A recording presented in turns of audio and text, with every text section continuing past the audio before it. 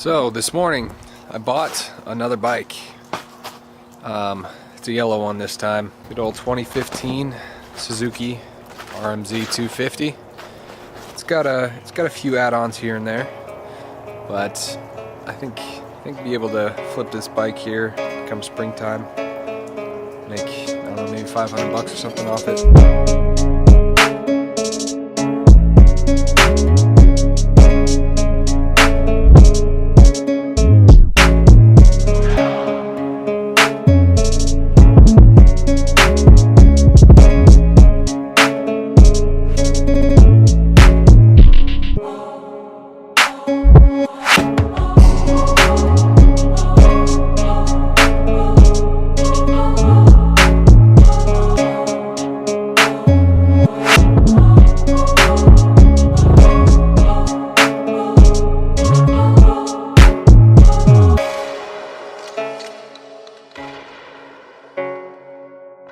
I think what I might do is just make this one entire video because I'm not gonna do a whole lot to this bike to get it ready to sell. Basically just clean it up. Not sure the amount of hours or anything on this bike.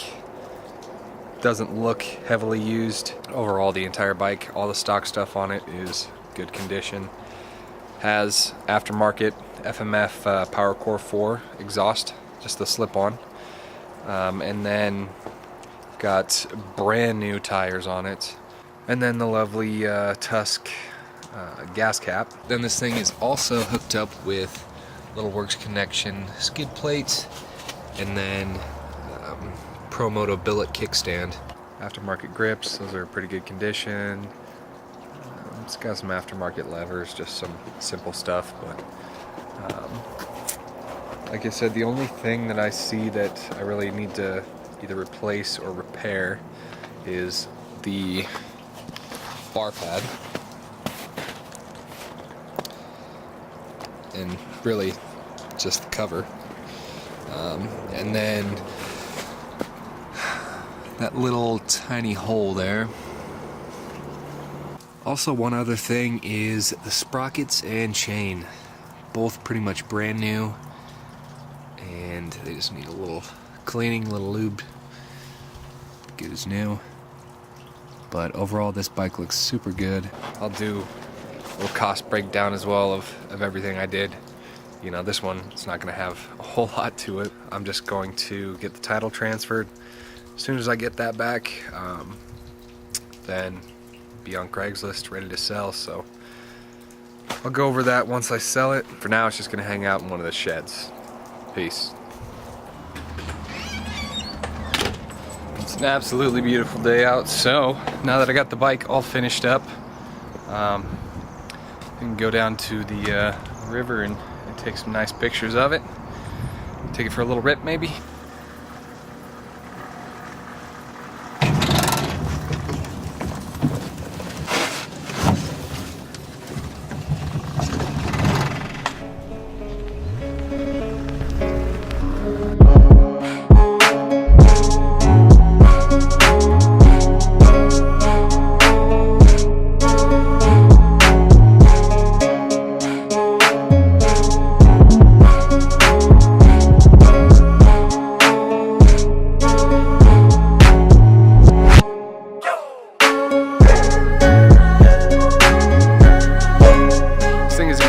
Hopefully I'm gonna make at least 500 bucks off it. We'll see. Everything that I've put into it, a $20 bar pad, and I went ahead and checked the valves. They're all in spec, you know, new fluids and filter. Now that I've got a beautiful day, I went ahead and took some pictures real quick for Craigslist. It's always nice when you can not take them in your garage or your shed or sitting out by the wood pile. You know how Craigslist is. So I'm gonna go ahead and just take a little rip on it, even though it's all cleaned up. Might as well get a couple little practice runs on it.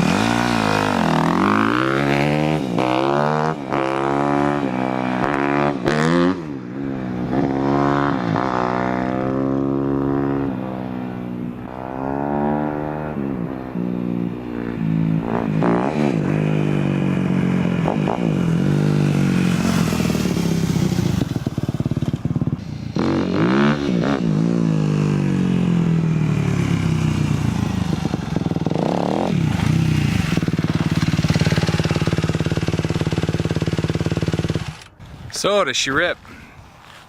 I'd say so, yeah.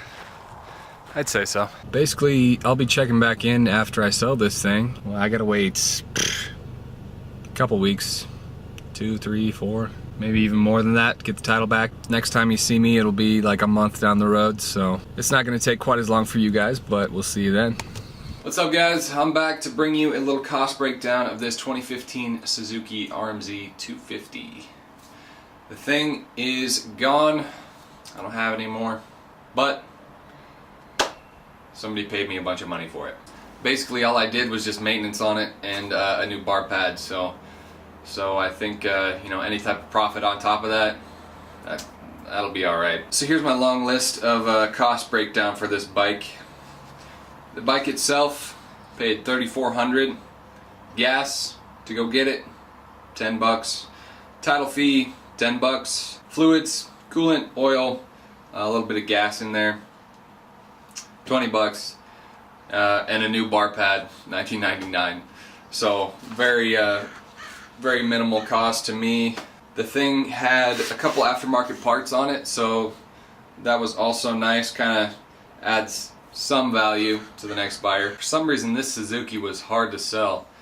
I know people give Suzuki a bad rap. I mean, these new fuel injected bikes, they're top of the line, ready to rip, and whether you like it or not, they can compete with any other brand out there. So it's a little ridiculous, but I think that kind of factored into it. Nobody liked the yellow. So anyhow, I'll go over a couple little values of the bike, you know, when I bought it. So KBB, they valued excellent, $5,740. Unrealistic. Good condition, $3,955.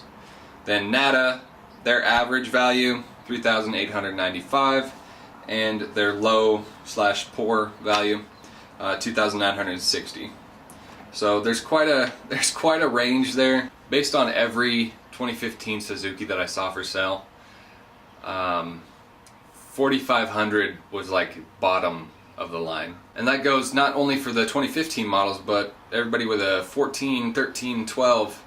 Everything was listed pretty high in the 4,000s. So it's easy to see that and think that that's going to translate into you making a bunch of money off of it. And yeah, deep down, that's what I thought. But I knew that I'd make at least, even if it was just a couple $100 off this thing, I knew I could at least do that. So I started out with this listing at like 4,900, right around there. Drop $100 here or there until I was about 4,000, I think is what I had it listed at. And at that price, I was getting tons and tons of offers for around like 3,500-ish, and also a bunch of, you know, trades for garbage. So just this last weekend, some kid ended up contacting me. I think eventually he offered about 3,700. I told him I was pretty set, 4,000, just back and forth, back and forth, back and forth. And eventually I just dropped down to 3,900. I had the bike for a while, and I kind of wanted to get rid of it, get it out of my living room. And that extra 100 probably would have been nice, but I really wasn't getting any real offers close to that. So 3,900, went and met up with him. He loved the bike, and there was basically about 15 minutes of negotiation where he tried his absolute best. I'll give him props to try to get me to drop down to 3,800, but I just wouldn't do it no matter what.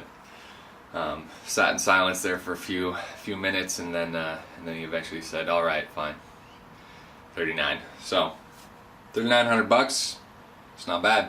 And I'll say $3,900 for a bike that is only a few years old, has some nice aftermarket stuff on it, is in superb condition, and fuel injected, and I mean, checklist goes on and on.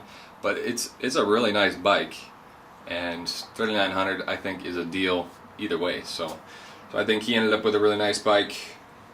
I ended up with a decent amount of profit for doing pretty much nothing. Total parts cost and bike cost, $3,459.99. Sell price $3,900. Profit $440.01. I'll take that for doing nothing. I was hoping to get more. I I don't know if I would have held on to it through the summer if I would have had a decent offer on it. But I mean, the longer you hold on to it, you know, the more it's up in the air. If I hold on to that bike that's $4 grand that's tied up for, you know, however many months, I'd rather have that in my pocket and allow me to go out and buy something else, allow me to buy parts, stuff like that. So anyway, if you like this video, if you like the detailed breakdown of things, you know, like and comment, because it seems like a lot of people out there, you know, they just like to throw out arbitrary numbers and not really detail things, which, you know, I understand. But for those people that want to get into flipping bikes or parting out bikes or anything similar to that, then it's always nice to have something to detail. So let me know in the comments. You know, any support just like that helps out the channel.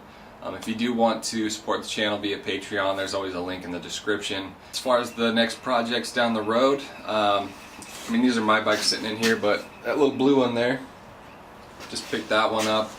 It was TTR125. So I've got 3 different 2-strokes at my house right now. A YZ125, a CR125, and then a CR250 that I just bought. That is amazing. So I'm going to be doing builds on all those bikes. Either way, there's tons and tons of content coming, whether it's build series stuff or just riding stuff. Because now that the weather's nice, it's a little bit more difficult to force myself to get in here and work on stuff when I could be out riding. So gotta balance life out a little bit. Again, thank you all for tuning in, showing support to this channel. If you haven't already, be sure to subscribe.